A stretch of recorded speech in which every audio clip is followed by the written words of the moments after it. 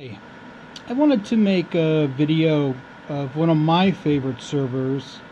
This is a Dell R610 server. It's a 2 CPU server.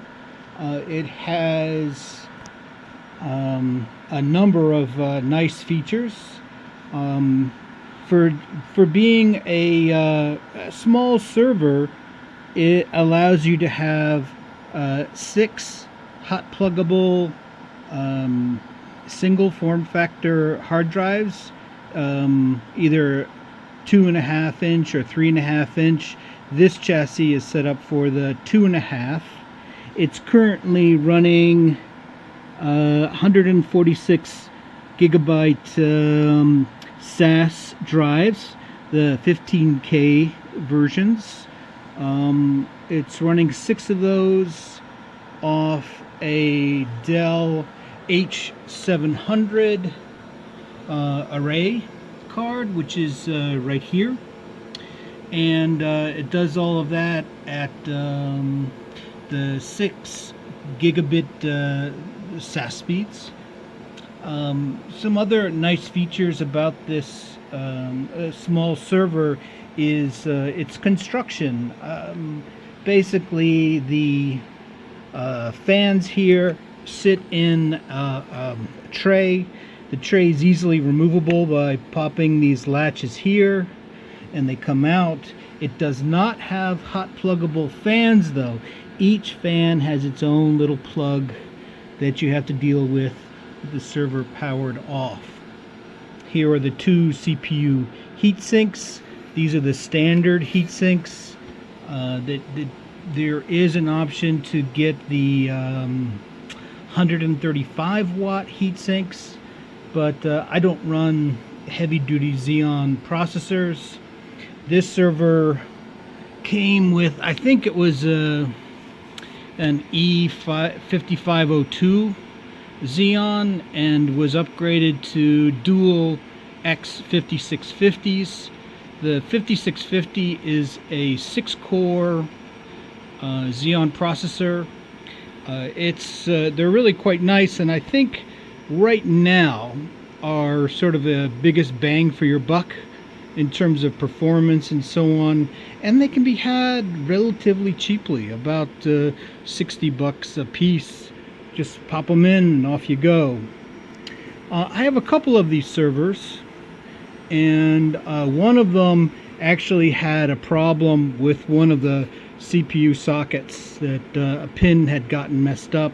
So for 60 bucks you can get a whole new motherboard. And what really pleased me was the fact that you can change a motherboard in this unit in 5 minutes. It's really quite fast.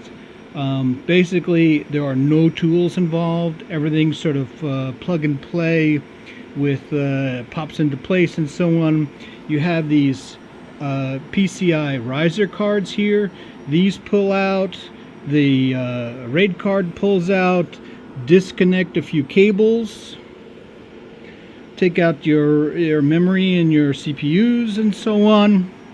And then all you have to do is pull this button, and the whole motherboard slides right out. And I have a motherboard outside just to show you just how compact and sort of easy to handle it is. Hold on. Motherboard that I had problems with. This socket here, one of the pins is a little messed up, and rather than sort of playing with that, I might get back to it some other day, I decided just to replace it. The motherboards are fairly, as I mentioned, they're inexpensive, but as you can see, it's all here. There are no screws.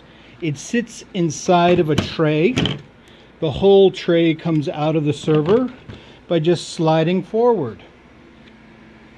On the back, you can see the motherboard has built into it quad gigabit ports, USB 2.0s, video out, communications ports, I think it's a unit identification light, so you can toggle it on and off And what would go right here is Dell's management module, which they call the ID rack.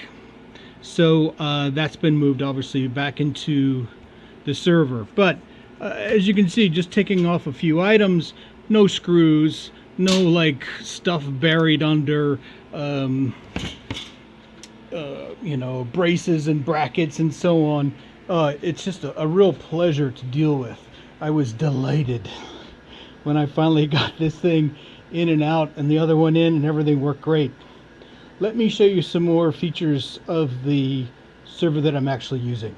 Back here on the left, this is where the power supplies are kept. And there are currently 2 power supplies in here. This unit has the power supplies come in 2 sizes, a 500 watt size and a 700 watt size. I'm pretty sure this one has dual 700s. Not sure why someone opted for that. It is plenty of power for the number of items that have to be supported. They're hot pluggable, so you can just pull one out by squeezing on the orange part and pull back, and as you can see, it's coming out and it just pushes back in. Here's that the management module. The Dell servers seem to come with 2 varieties of these management modules. This one over here, which is the basic model, and the enterprise. And right now, the enterprise modules, I think you can get them for $14, $15, something like that. Well worth it. I haven't even bothered with the basic unit, and it does work fairly well. Like most of these management modules, there's usually Java issues, but unlike the HP, which I have here, you can definitely get this one working. Right now, the server has 24 gigabytes of RAM. It has, I think, 6 4 gigabyte modules. This server, I believe, can go to 192 megabytes, but that gets very expensive with 16 megabyte DIMMs. Haven't had any issues with that at all. One other nice feature is the built-in internal USB ports. So for my servers that run VMware and Hyper-V, I boot off of the internal USB, and that's been great because it really just frees up partitions on the hard drives themselves for data and operating systems and what have you. Going further, another really nice feature, and I will show this to you more once I power it back up, is this display in the front. The display actually indicates in English real issues that are going on. So this week I didn't have time to film it, but the battery-backed write cache battery reported an error where it had less than 24 hours of support. So it said that right up front, the color changes from a steady blue to an orange to indicate a problem, and told me exactly what the issue was. I was able to get another battery in here, and everything's been fine since then. Like most servers around today, Dell does provide some information about its configuration and setup, and what everything is and so on. But this server really is so straightforward. I don't even know if you really need this stuff. It's pretty easy to sort of figure out what's what. The most of these servers, which are now in plenty on eBay, don't come with the rails.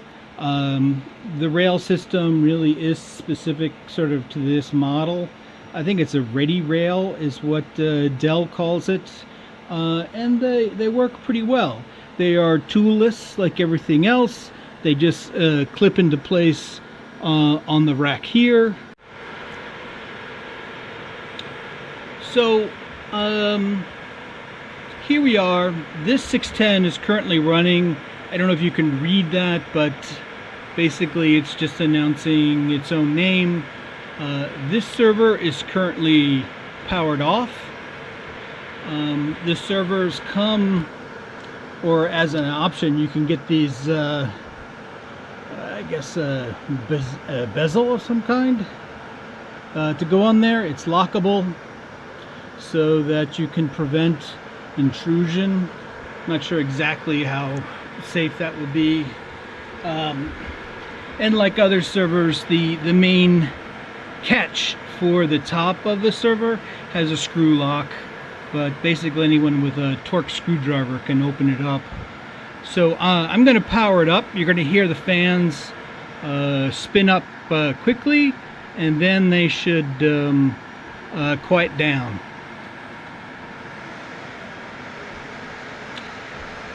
And here we go.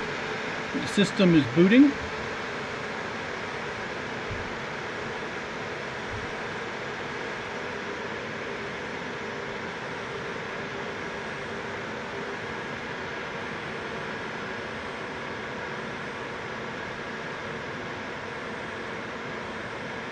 And honestly, that's about as noisy as it gets. These things really aren't that noisy.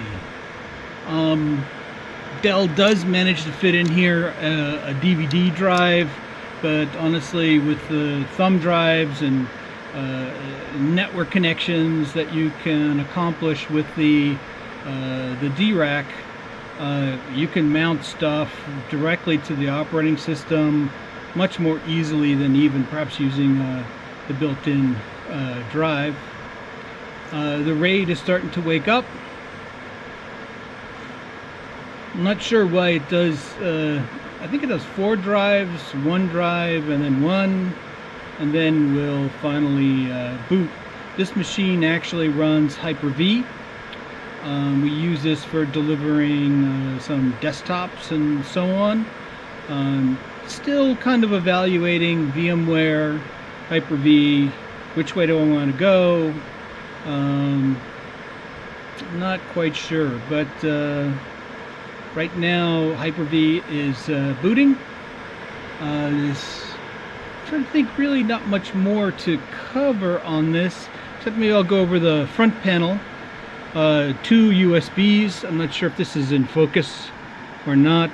VGA, a little strip with your product numbers and service key and so on that's there, and obviously the display, we talked about that before, and the drives. I'm going to see if I can put the bezel back on one-handed so that you can see what it looks like. It just sort of clips into place. It is made of metal, and it's on. So that's my tour of the Dell R610. I think it's a really fantastic server, especially if you're considering virtualization. There's a lot that you can do with it. I haven't been able to tax its processors very much, nor its capabilities. Still playing with that. So anyway, if you're interested, I'll make some more videos about servers and technology and show that to you another day. Thank you for watching.